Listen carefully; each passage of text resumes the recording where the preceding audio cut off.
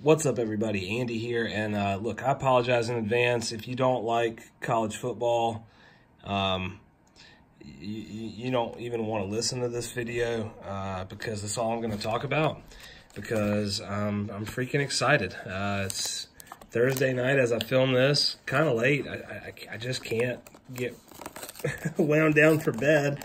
Tomorrow, first of all, I'm just going to rip one of these football prime packs to do something. Trying to wind down here. Tomorrow I'm driving up to Atlanta, going to the SEC championship game on Saturday. Have just ridiculously good seats, way better than I deserve. Extremely lucky to be going, and you know, of course, thinking a lot about the game, Georgia LSU. I was just going to talk about that a little bit. While we just, you know, maul our way through some football cards that I know nothing about. It's like I have a problem when I see stuff like this at Walgreens. I have to get it. And, you know, I go to Walgreens to pick up, like, random little things, but I always wander to that aisle. And I wish they had some baseball, but they don't. So we're just going to see what we can find in here. Anyway. Georgia, of course, big underdogs, 7-point underdogs, I think.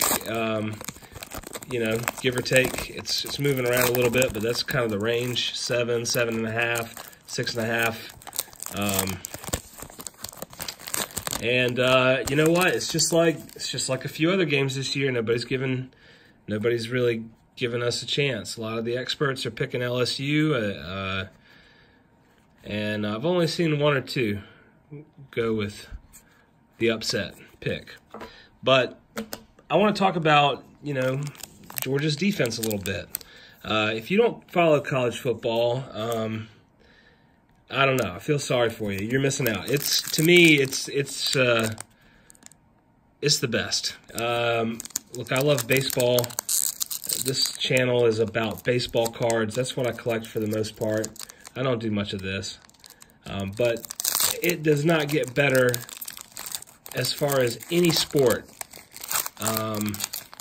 in my opinion, as college football. It's the king, and I know that, you know. Look, I'm down in a part of the country where it just means a little bit more, I think, than some other places. But you just can't beat it, and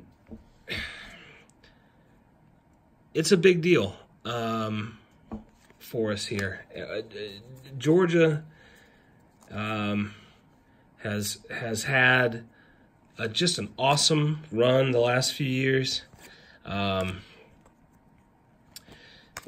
Kirby Smart's got some great things going on. We recruit top talent and top 5 recruiting classes, you know, for the past few years in a row. And we've just got a bunch of studs, man. And our defense this year is unbelievable. And the only thing I care about when I open any football product is picking up former Bulldogs. And I got one right here, Malcolm Mitchell, rated rookie for the Patriots. Of course, receiver for the Dogs. Actually doesn't say that on the back anywhere, but he was. And little known fact, he started a book club, or he was like a member of a book club in Athens, and did a lot of reading for kids and stuff like that. But I get off topic. So what I was talking about is Georgia's defense, and I want to give you some statistics, just kind of things that might impress you. They certainly impress me, and it helps me to just kind of get some of this stuff off my chest as I try to get ready for bed. So Georgia's got the number 2 scoring defense in the country, so we're giving up 10.3 points per game, I want to say. I'm going off the top of my head here, but I've looked at this stuff enough, you know, all year, especially this week.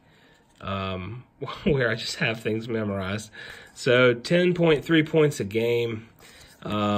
We've given up 1 rushing touchdown all year. That's right, 1 rushing touchdown in 12 games. We've only given up 12 touchdowns, period. And we've never had a game where we've given up more than 2 touchdowns. Another pretty crazy statistic about this defense is that, don't worry, I have another box. I mean, it's ridiculous, I know. These cards are going to literally just take up space, except for that one Malcolm Mitchell up there. That's the only thing I care about so far. Anyway, Georgia defense has 25 different players on its roster this year with a tackle for loss. So 25 different players have a tackle for loss this season for the Dogs. I mean, if you think about that, the more you think about that, the more impressive it is. 25, that's crazy. That's a starting 11. That's 11 additional players, and what, three more on top of that, or two more on top of that. No, 3 more, excuse me. Golly, it's late. But that's insane. We've got the fastest defense that I've ever seen in all the years I've followed Georgia football. The fastest defense. We've got some absolute monsters on our defensive line. We've got linebackers that are incredibly fast. We've got probably the best 2 safeties, the best safety, secondary tandem in college football. It's been really fun to watch the Dogs on the defensive side of the ball this year. Now, that being said, the offense has been disappointing. There's another dog right there, DeAndre Baker. Shut down cornerback from last season, and he sat out the bowl game last year, which rubs me the wrong way a little bit. But I don't know if I can blame him. He didn't want to get hurt before he went into the draft, so I get it. But he won the what is it? The Thorpe Award, best defensive back in the country. I think it's the Thorpe Award. Could be wrong, but it seems I'm second guessing that. Anyway, 2 former Bulldogs so far. This might be. I'm gonna convince myself that this is good luck for the game. So anyway, offense has struggled though. We've got an incredibly talented, huge offensive line. We've got 5-star recruits all over the offense, but we just haven't been clicking this year. Quarterback has looked less than stellar. Jake Fromm completing less than half his passes over the last 4 games, although he has not thrown an interception. I don't think, since we lost to South Carolina. But he's just not been impressive. I know he's a better quarterback than some of the games he's played this year. The best thing, what I can say about Jake Fromm is, though, he's a winner. And he knows how to win football games. He's a good leader. And, he's not flashy. He's nothing, he's not going to steal the, have this crazy highlight reel or anything like that. But he's a winner and he's a leader. And just look at all these former SEC players here. Mark Ingram, Julio Jones, a couple of Alabama alumni there. It's kind of a cool-looking product, by the way. What was this? Prism something? Anyway. So, hopeful the offense can get some things going. I do believe, I'm a big believer in Georgia's defense. I think we're going to slow LSU down, but they've got a Heisman you know, almost an inevitable Heisman winner quarterback in Joe Burrow, who's been just doing amazing things. The guy's an incredible athlete.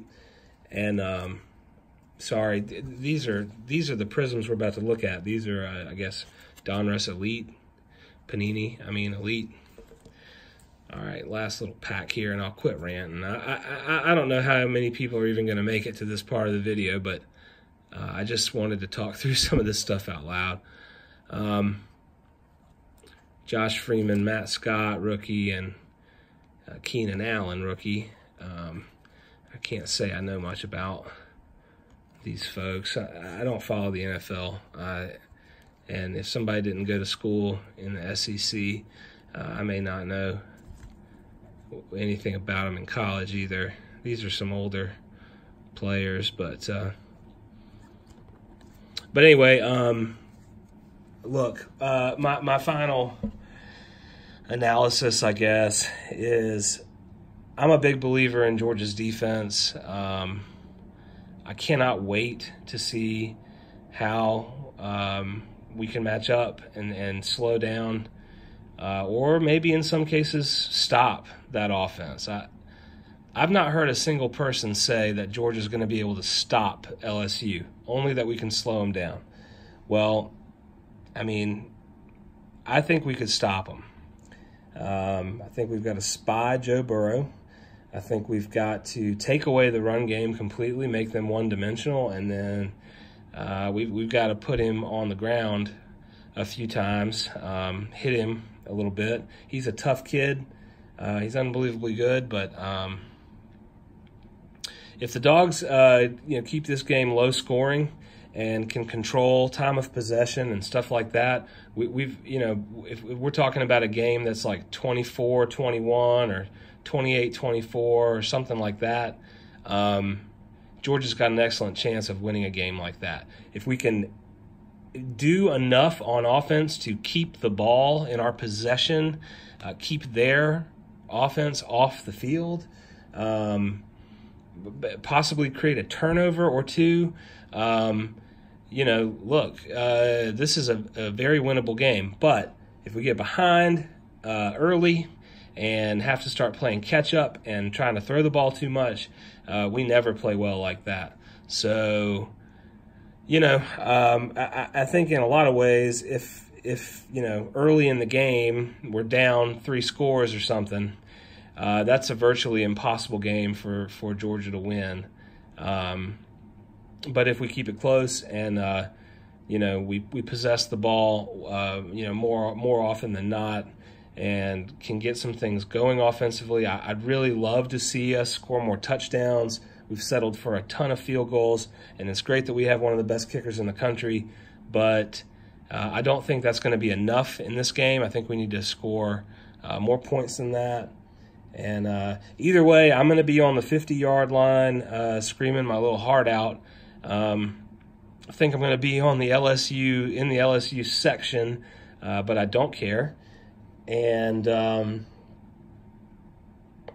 anyway, I don't know how much filming I'll be able to do, or even will try to do at the game. To be honest, I'm just going to try to take it all in and enjoy this experience, because it's my first time to Mercedes-Benz Stadium, first SEC championship game that I've ever attended. And if I could fast forward time to tomorrow, like 24 hours right now, and just be in Atlanta, where I'm going to be waking up Saturday morning, ready to rock. That's what I would love to happen, but it's not. We're not there yet with technology, right? Probably never will be, but yeah, 4-hour drive tomorrow after work, but I'm so excited, and I wanted to get something out before. I'm sorry for everybody who does not care about football at all, and I hope that you just didn't watch, if that's the case. But if you have watched, I guess thanks for listening to me rant and just babble. That was kind of a stream of consciousness thing, and I don't even know if I completed my thoughts. But I I'm excited. I appreciate everybody who does watch, whether it's for a minute or, what's this, 15? My God, too much. Listen, I appreciate you. And whenever you're watching this, I hope you have a great day, and go dogs.